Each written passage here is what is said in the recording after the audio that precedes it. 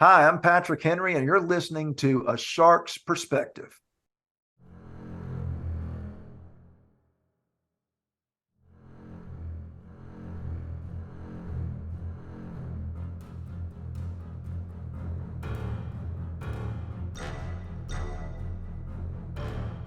Welcome back, and thank you for joining A Shark's Perspective. I'm Kenneth Kinney, but friends call me Shark. I am a keynote speaker, a strategist, a shark diver, host of this show, and your chief shark officer.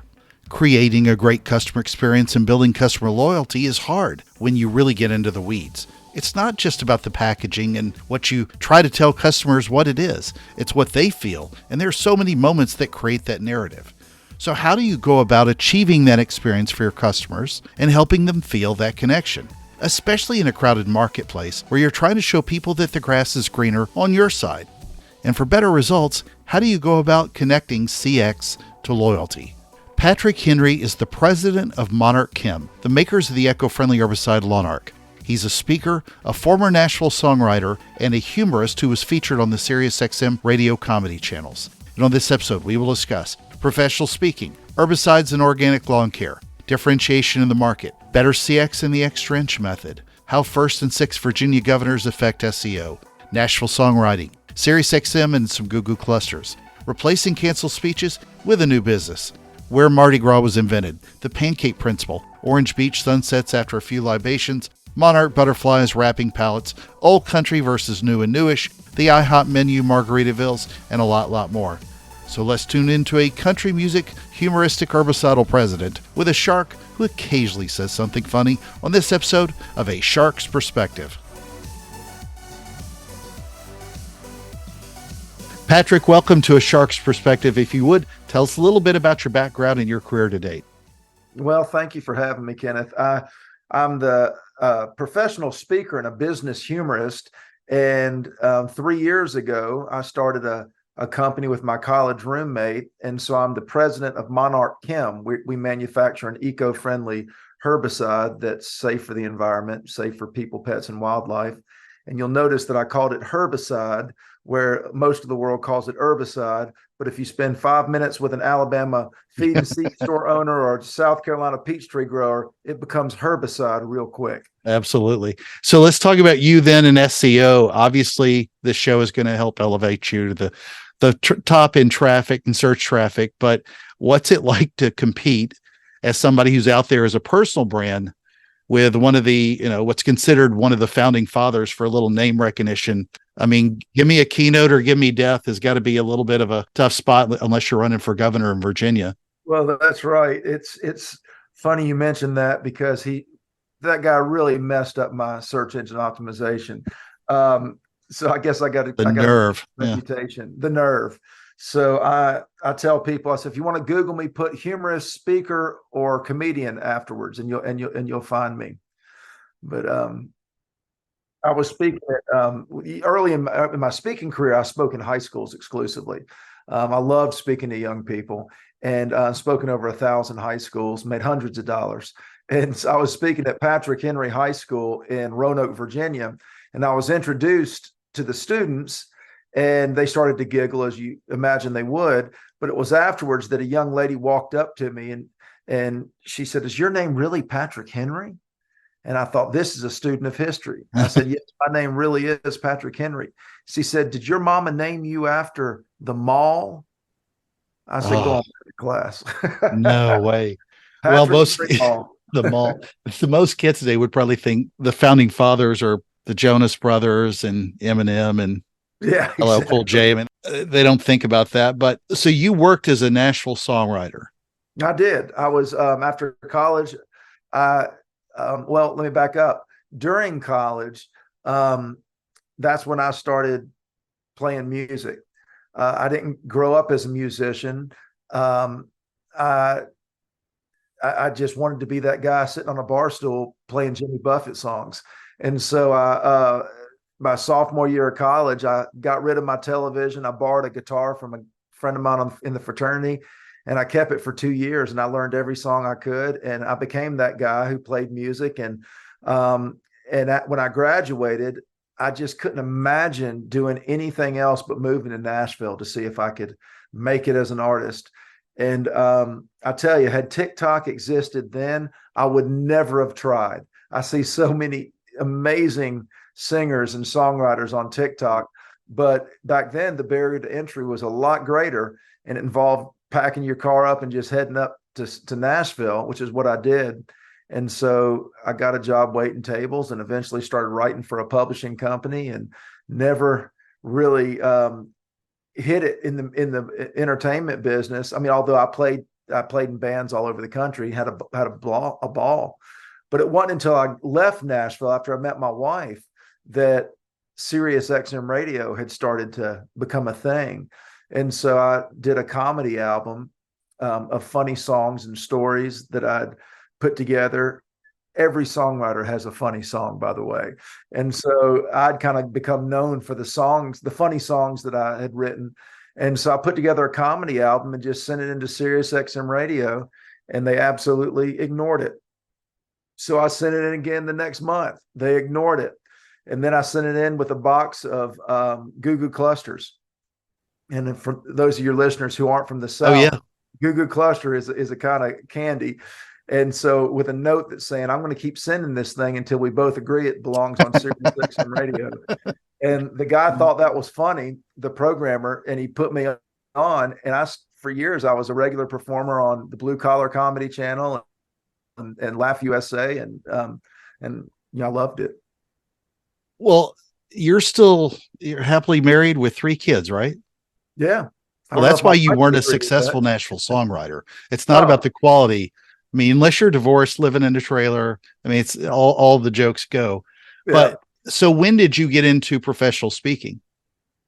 So it all started for me at the Bluebird Cafe. I don't know if you've heard of the Bluebird Cafe. Yeah. It's a small songwriters joint in Nashville, and I play every month or two. And the way the Bluebird works, it's not about the artists that play there, although some really famous artists got their start there. But it's more about the songwriters, the people who write their songs. And so we would sit in a circle in the middle of the room. It's called a writer's round, and the crowd would gather around us. And so I'd play a song, but I'd also tell the story about how the song came to be. And so I like to tell people that I wrote good songs, but I told great stories. And so that's where I really learned how to blend story and song and start to build in laughter. And so it was after a performance one evening, a man approached me and he said that he was with the Tennessee Farm Bureau. I had no idea what that was. But he said they were having a convention the next month in Nashville, and he would love it if I came and performed. And I was so excited and honored that he would ask that I agreed, didn't talk money. In those days, I played for free. And so I put together about 45 minutes of songs and stories. And afterwards, he approached me and he said, "Patrick, everybody loved your speech." And I thought, speech? What's he talking about, speech? I'm not a speaker. I'm a songwriter. And then he handed me a check for $500. I said, "I'm glad you enjoyed that speech." And so, but what I realized, Shark, is, there's a place in the meetings industry. There's a place for entertainment. There's a place for humor. And I think that people are more willing and able to take in content after laughter. And so, Jeffrey Gitomer says the height of learning happens at the end of laughter. And so over the next number of years, I started to develop content around customer experience. And so even now, when I give speeches, I play my guitar, I tell funny stories, but it all leads towards that message of creating an emotional connection with your customers, with your clients, with your coworkers.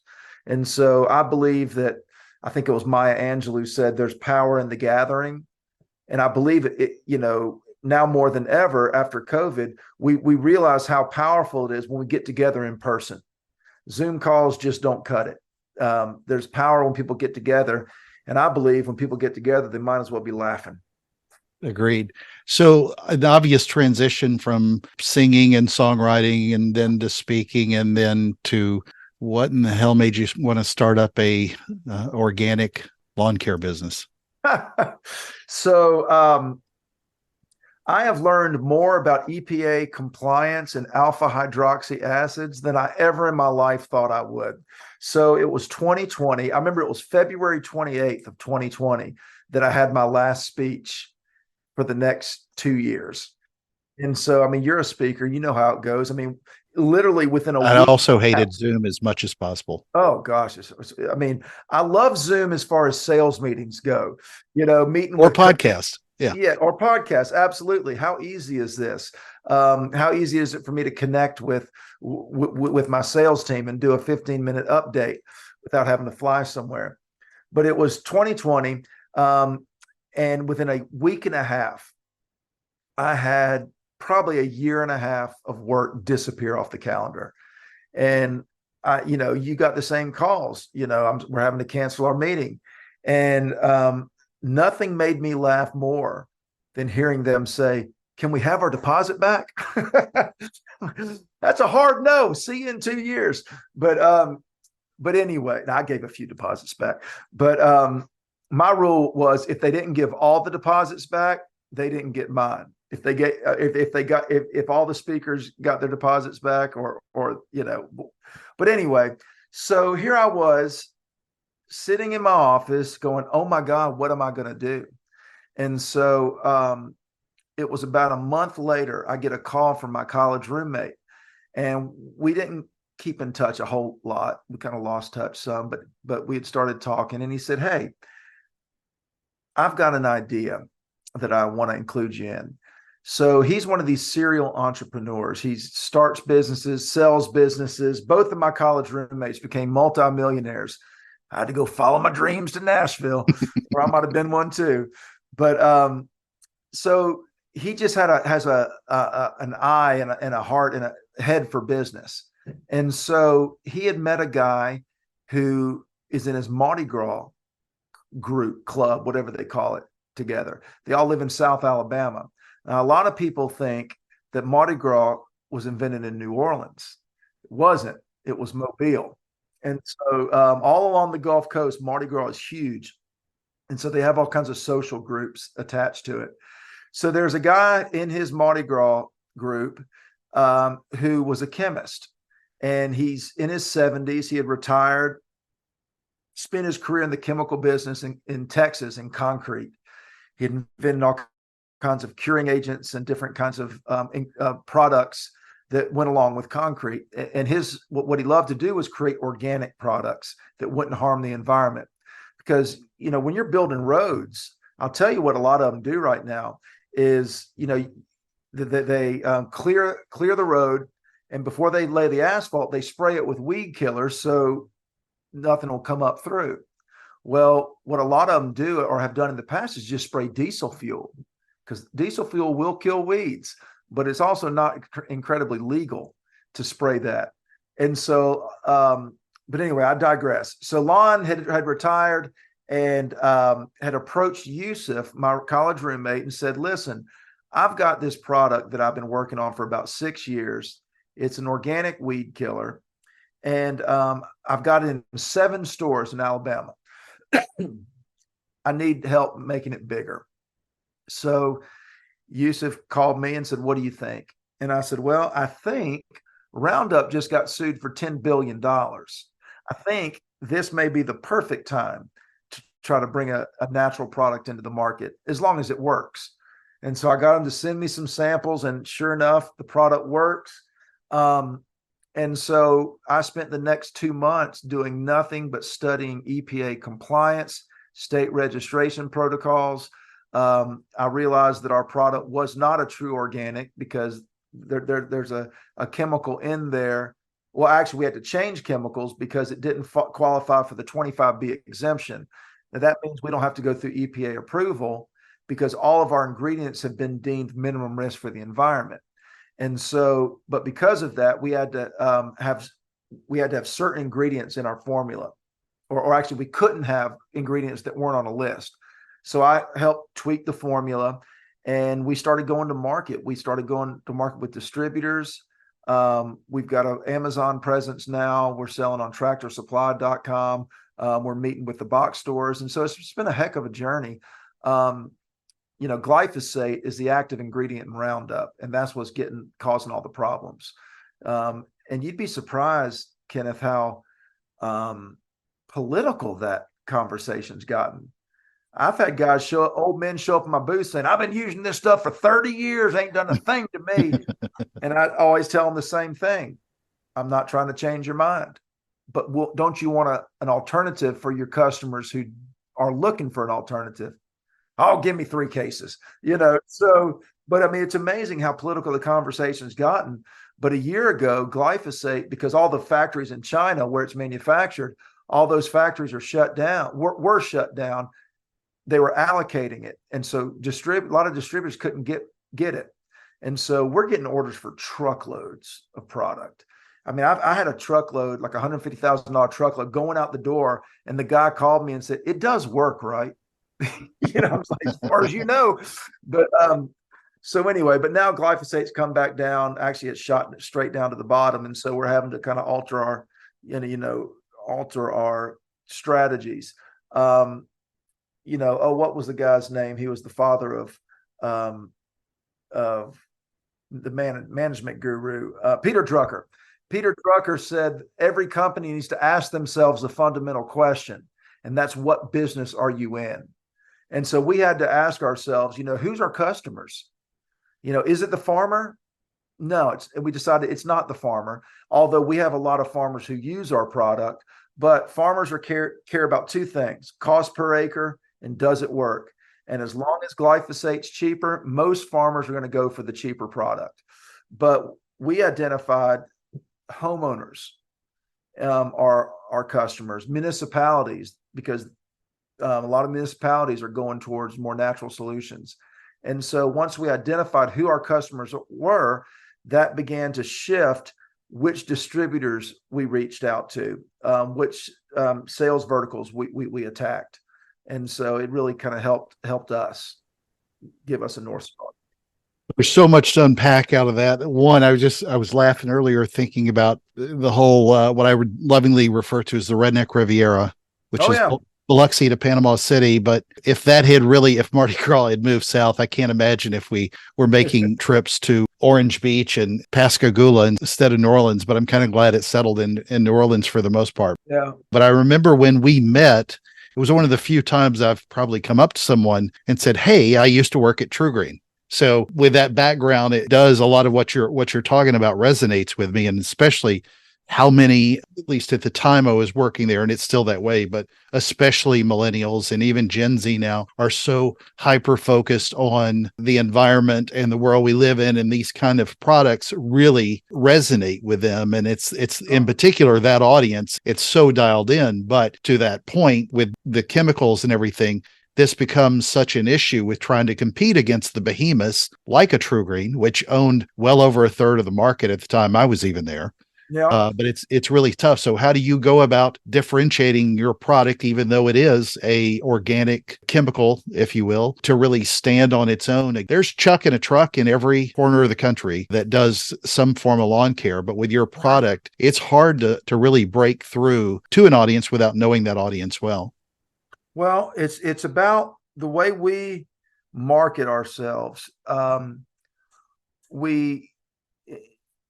I guess, for lack of a better phrase, we have negative marketing.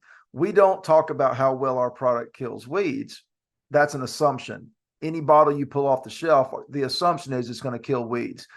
Does it always? I mean, I'm not talking about our product, but not always, but the assumption is there. So we don't talk about how our product kills weeds. We talk about how our product won't kill your dog. We talk about how it won't harm your children. People love their kids, but they're nuts about their dogs. 78%, and this is why the younger generations are, and especially around metropolitan areas, Atlanta, landscapers around Atlanta are going nuts over our stuff because they have homeowners saying, do not spray. Well, they call it Roundup. Any glyphosate product, but it's like Coke, that represents all soft drinks, that they call everything Roundup. Do not spray Roundup around my yard. And so they're actively looking for an alternative. But 78% of Americans own a pet. Most own dogs, some own cats, and then there's those weird people who own fish. No, I'm kidding. but they but so that's kind of our value proposition is yeah, we kill weeds in a sustainable way, but we're safe for people, pets, wildlife, including fish. We did tests on fish, and because we want to be able to tell people we can spray it around shorelines. That's important to us. So anyway, that's kind of how we go against the competitors, is not talking about what it will do, but talking about what it won't do. You weave some of these stories into what you talk about with customer experience, but give me a broad overview of what your position is on customer experience and how we go about improving it. Yeah, for sure. So, so one of the things I talk about, and like when I deliver a speech, for instance, I mean, I'm always using a guitar. I mean, I keep one by my desk at all times. And so I talk about, my job as a musician is, in any musician, is to create an emotional connection with your audience, and my wife and daughter just walked out of the house to head to a Dixie Chicks concert. I took them a few weeks ago to Taylor Swift. I couldn't afford 3 tickets, so I sat in a hotel room while they went to the concert. But you can take artists like Taylor Swift and Garth Brooks, Taylor Swift, one of the biggest in the world. Garth Brooks was just as big, back in the day. And I look at them and say, were these guys, are they the best singers out there? And the answer is no. But I guess what their superpower is they create that emotional connection with an audience. I've never seen an artist connect with 14-year-old girls better than Taylor Swift does. And Garth Brooks, if you've ever seen him live, you could be in 60,000 people, you think he's singing to you. And I swear it's a superpower. And so, and I talk about 4 chords and 4 ways to build that emotional connection with your customers. And one of them is called the extra inch mentality. And I tell a story about how, when I was a kid cutting grass, and, back in the 80s, we didn't have big landscaping companies that nip, tuck, and lipo-suck your yards. You probably had a 12-year-old kid pushing a lawnmower around cutting grass. And so, long story short, without telling the whole story, my dad was inspecting one of the yards that I'd mowed. And he saw that I missed a little space. And he told me I need to go back and finish it. And I told him, ain't nobody going to see that from the street. And it became an argument. And finally, he got the mower, took it, and cut that grass. And when he got back to me, he said, have you been paid? And I said, yes, sir. He said, good, go give it back. And the lesson that he was trying to teach me, and I didn't realize it till 25 years later, was we've all heard the phrase, go the extra mile. But truly connecting with your customers, truly building that experience is about the extra inch. It's the small ways that we differentiate ourselves that I think truly creates our brand. We're judged by how we meet expectations, but we're known for how we exceed those expectations. And so as a speaker, there are 3 opportunities for us to exceed expectations: before the speech, during the speech, and after the speech. So, what I tell other speakers is, how are you connecting ahead of time? What kind of partner are you in the 6 months or 3 months leading up to the speech? Are you creating opportunities to connect with the audience ahead of time? Then obviously during our presentation, we need to be brilliant. I mean, if they're going to pay us, it better be worth it. And how are you differentiating yourself there? And then after the speech, I always recommend other speakers to the client to continue to try to serve their needs. And so, I guess for your listeners, there are 3 opportunities to exceed expectations for your customers. Before their customers, how are you engaging in the community, in the in your advertising? One of my friends up here, we call him Chubb. He's a DJ, and he's always, you always see him doing events. And let's see, this is when my kids were in elementary school. During testing, let me back up. So they always have student volunteers who stand in the line opening doors for kids to get out. Well, during testing, they go in so the dads would volunteer. And so they're going into their big testing. And so I'm out there volunteering, opening up doors, we're all firing the kids up for the test. And Chubb is got his DJ booth set up in the line, and he's getting people fired up. But also his trailer is right at the front of that line, Right. with his name, DJ Chubb on it. And so I'm 100% convinced he's not doing it for the advertising, but he's connecting. And that's how, when people are having parties for their kids or whatever, who do they think of? The guy who is connecting with the community ahead of time. And so there's those three opportunities to connect with our customers. Obviously, the job we do, our expertise is crucial. I mean, if we don't do the job, we're going to lose the customers, and then, opportunities afterwards. How do you do that with your own company now? Because so many of us do that on stages talking about it. And I think you're one of the few people I know that didn't just curl up in the fetal position and cry for a few years when COVID hit. But you did. Well, I did too. We all did. Just a few weeks. It was a few. Well, but you went and actually started a company and with a group, and very few people that we know, very few, actually went out and did something in the business world like that and started a company. But now that you're also a practitioner with your own company, how do you sort of think through? And it's not a chance to necessarily sell the great experience we love with Monarchchem, but you know what I mean? I'm sort of curious what you've learned. I understand what you're asking. In that journey. And this was a great way for me to, to kind of put into practice what I've been talking about, and so, first of all, what really shook me out of my core was the first time I did a virtual presentation. There's 500 people on the other side of the screen, and I'm trying to be funny to a blank screen. It was absolutely gut wrenching. Yeah. But so, the extra inch mentality, and this is something we talked about, was how are we going to do it differently? We don't want to just be a weed killer. There's a ton of weed killers. We want to stand out in the marketplace. And so you mentioned Orange Beach, Alabama. My partner has a place in Orange Beach, Alabama. And if you look at our label, it's the exact color palette of the Orange Beach, Alabama sunset after 3 bourbons. And so a little bit blurry on the edges, but everything on the label is intentional, from the color palette to the monarch butterfly, which represents a healthy ecosystem, to the crown. I mean, and this is not so much me. This is more Yusuf. He's that's the way he thinks, but everything has purpose. One thing that we do as far as exceeding expectations or going the extra inch in our trade shows, and we don't do it for all trade shows, but like for the real big ones, like we were in Las Vegas last year for a trade show. We brought up these cigar rollers from Miami. His father, son, they have a company that they do cigars. I don't smoke cigars, but it was Las Vegas. And so we put them in the booth. The old man's rolling cigars. The son's out there educating people. We're giving away cigars that have the Lonarch band around it. And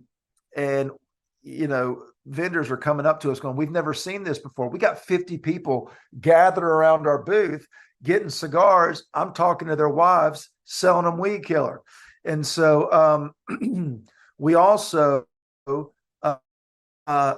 this is a small thing we do. We wrap our pallets in orange shrink wrap. That's part of our color palette, that orange. And that doesn't seem like much until you go into a warehouse and everything looks the same except for that orange palette that just is popping on the floor. It's a psychological connection, but we wanted to stand out. Our warehouse guys, now we don't have many of them now. I had to get rid of one of them, but we take them to trade shows. Now, there's a couple of reasons that I like these guys to go to trade shows. One, I don't like lifting heavy stuff anymore, but mainly I want them to see the results of their efforts in the marketplace. I want them to think of their job more than just putting juice in bottles, packing boxes. I want them to interact with the customers. It turns out some of them are great salesmen. even though I had to buy one of them shoes because all he owns is work boots. But it's also a way to reward them with a trip to Orlando or Las Vegas or places that they've never been before. And so, I mean, those are small ways that we, and there's more that I want to do, but honestly, sales have to pick up. It's hard you're making decisions that cost $50,000 or whatever. It may not be a big deal 6 months from now, but it is now because we're self-funding this whole thing. Sure.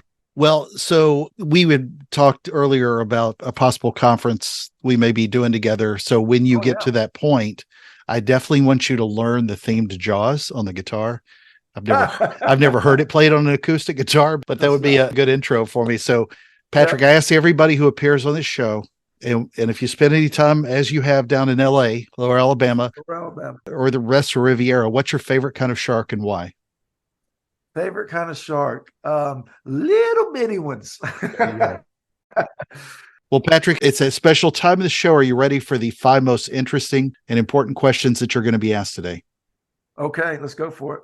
All right. Number 1, you got 3 choices here. New country music like Luke Bryan and Chris Stapleton.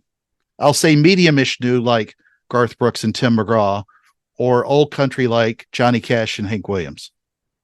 Okay, so if I was going to play it cool, I'd say old country. Yeah.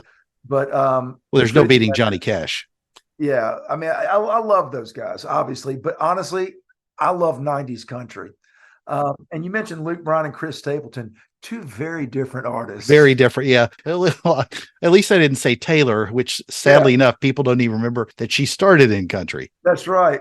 But I remember Chris Stapleton when he didn't have a beard and he was a demo singer. But I love 90s country. I mean, I love the 80s and 90s, the George Straits, the Garth Brooks, Alan Jack, Clint Black. I mean, that's just what I cut my teeth on. And Tim McGraw is still trying to look like he was when he was 20 in his skinny, bedazzled jeans. Hey, listen, brother, that guy does CrossFit every day. I would kill for those abs. Yeah, no kidding. I do everything but diet. Yeah. Well, speaking of diets, you wrote The Pancake Principle. Yep. One of our greatest 5-star restaurants in the world is obviously IHOP. So if you were going there, taking the family for a little breakfast, then would you pick the chocolate chip pancakes or the strawberry banana pancakes? I prefer the strawberry banana pancakes. I believe chocolate and breakfast ought to be separated. All right. We're going to talk about weeds. I have the prettiest weeds on my block. Yeah. Which I wear with a lot of pride, but which is better for an organic eco product to kill? Obviously, Monarchchem works with both of them, but which one do you think works better with dandelions or crabgrass? Dandelions. Crabgrass is tough. Crabgrass is like a cockroach. You cannot get rid of it unless my lawn care company burns your lawn. Yeah. Yeah. I mean, not to get too in the weeds, no pun intended, but that crabgrass, I mean, the way those roots go, I mean, you gotta really work it. Well, you talked about Jimmy Buffett songs. Oh. So I want to ask you, because you're close enough to both of these, I'm gonna do a little bit of a pivot. Would you rather go spend a week vacation at the Margaritaville in Nashville or the one in Pigeon Forge? Well, gosh, Nashville is becoming more and more like Pigeon Forge every day. I mean, it's not the same Nashville that No, it's more like Atlanta with the traffic. Yeah. And less freeways. I don't know. I mean, Pigeon Forge I'd have to say Nashville, obviously. I'll tell you what, I'm sure you've been to Key West. I've never been to Key West. And that's actually the vacation I'm planning. My wife and I have been all over the world together, but I'm like, we got one of the greatest places, right here in our own country. And I just want to go do one of those tours where you eat your way down the coastline at restaurants. Well, the day before I met you, I was down close to Miami, and the waters down there, and they've done a lot of stories this year. They're heating way up. I was diving in 91-degree water, and it was painful. So it's obviously a beautiful place to go. But anyway, number 5, and the most important question that you're going to be asked today: biscuits or cornbread? I'd have to say cornbread. Okay. I'm a son. I grew up in Alabama, so and the question, another question would be sweet cornbread or non-sweetened cornbread. It all depends on what you're eating it with. Well, so Patrick, where can people find out more about you, about your speaking career, about Monarchchem, and more? Yeah, well, thank you for asking that. My website, patrickhenryspeaker.com, is a good place to kind of see what I do. And obviously, if anybody has a meeting, they're looking for a speaker, they can contact me through that. And if you're in the place where it's talking about the 1st or 6th governor of Virginia, you're in the wrong website. Yeah, wrong one. He's doesn't do as good. He's dead to me. So he's dead to me. Right? And our, as far as the Monarchchem, it's monarchchem.com, MONARCHCHEM. But you can also look at get us on Amazon. We just reactivated our Amazon account. That was a strategic move to go what they call fulfilled by Amazon rather than drop shipping ourselves. And so we're finally back up and we're starting to push product now. That's great. Patrick, thank you again for being with us today on A Shark's Perspective. Oh, it was a pleasure. Thank you, Kenneth.